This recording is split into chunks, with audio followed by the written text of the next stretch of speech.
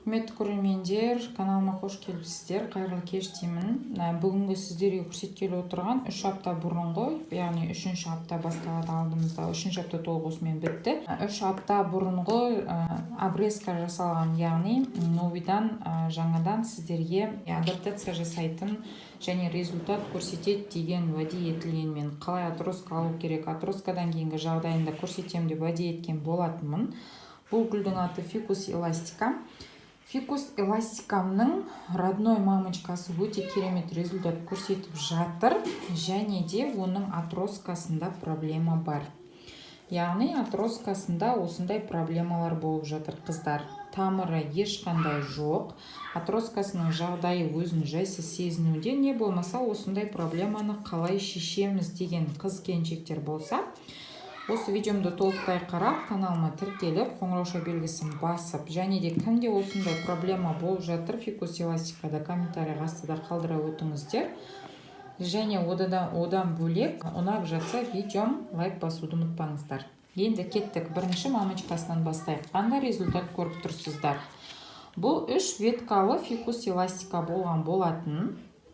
Бұны біз бірінші отырғыздық, одан кейін ғана отроска алған болатынбыз.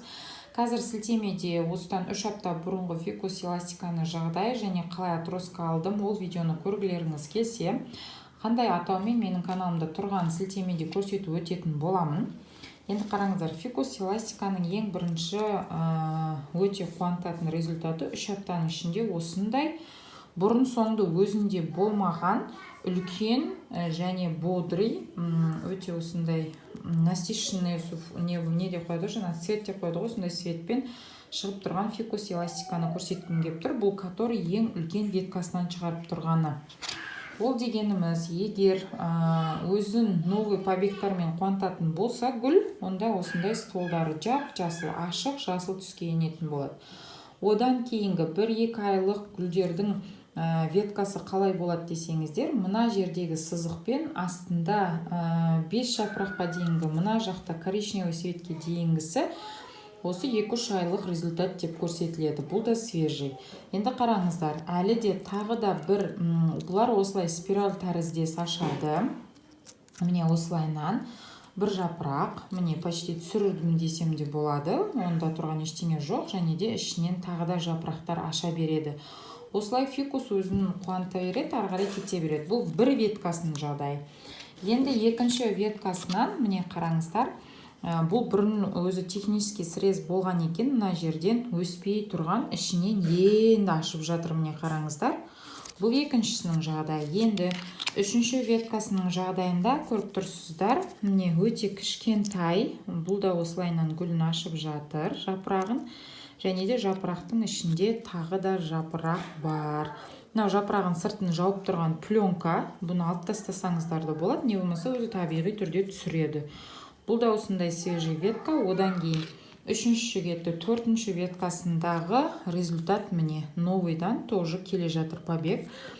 4 веткалы фикус эластика болған. Енді обрезка жасағаннан кейін мамочкасының жағдайы өзінің, міне қараңыздар, мынау 5-шісі оянып, бұл да өзін жақсы чувствовать етіп, мына жақтан осындай жасыл стволдар беріп жатыр.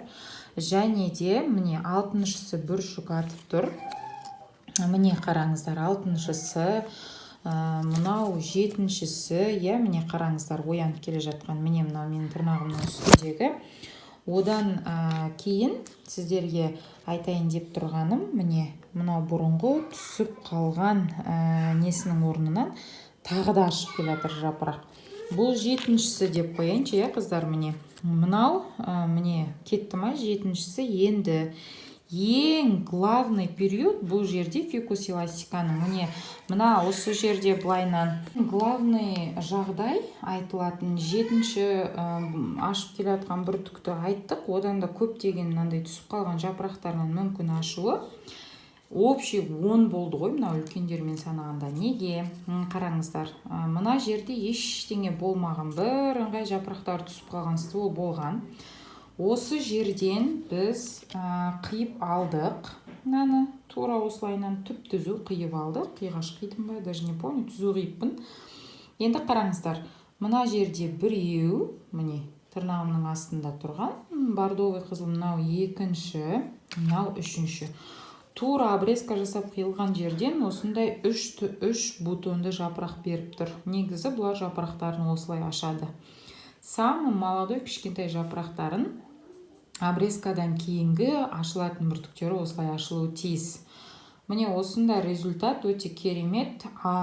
Бұрынғы старый осы өздерінде осындай 4 ствол болса, 4 жақтан беріп тұрған, және оның 4-шісі оянбай, өте өзін вялый сезініп, жаман сезініп тұрса, обрезкадан өзін керемет сезініп, осындай 2 құлақты жапырақты ашып алды, үлгерді.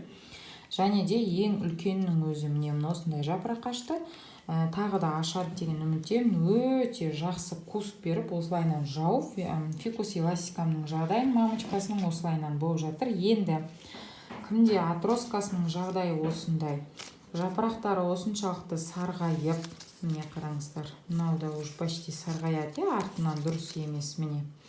Және де осындай скручивание болып жатса жоғарыдан, міне мынаның барлығы осылайынан жабылып жатса, қайтадан бұрынғы қалпына өскеніндегі мынау бұлайынан өспей тұрып, осылай спираль жағын көрсеттім ғой, осылай тұрады, осы қайттан осындай қалпына еніп жатыр. Міне бұл не себепті және бұны қалай тамырлатып жаңадан жасауға болады. Ең бірінші жасалатын жағдай, қыздар, мына соңғы жапырағын осылайынан қиып алып тастайсыздар.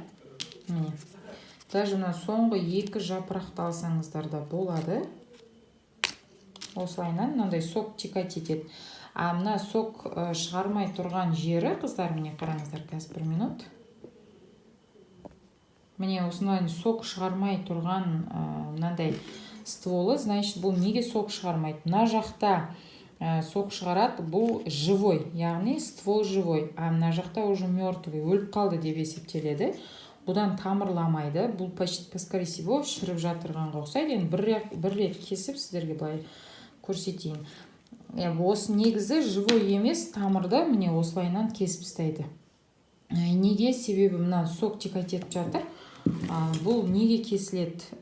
Неге бұлай қайтадан новыйдан обновление кестеп жатырмын? Жаңа сіздерге кескен кездегі новыйдан қай жерінен сүт шықты, значит, сол жерінен мына судан алатын минерал, судың барлығы тамырға барып, мына жаққа дейін жағдай жақсы сезілуі тиіс. Жапырақтардың барлығы бодрый тұру керек, вообще соңғылары вообще әдемі тұру керек. Бірақ та бізде керісінше болып жатыр.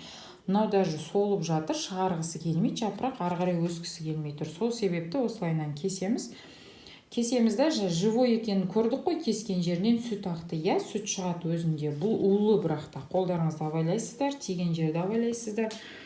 Одан кейін мына тағы да біз атроскасын тоже будете бояту үшін мына жердегі соңғы жапырақты түбінен емес, міне жапырақтың осылайынан осындай жерінен пышақтарыңызбен сүт шығады, әрине. Осылай осы 2 жапырақ, скорее всего қазір 1 жапырақты ғана қиып көрейік. Неге мынан түбінен осы соңғы жапырақты қидым? Себебі астында біреу тұр, почкасы ояну керек.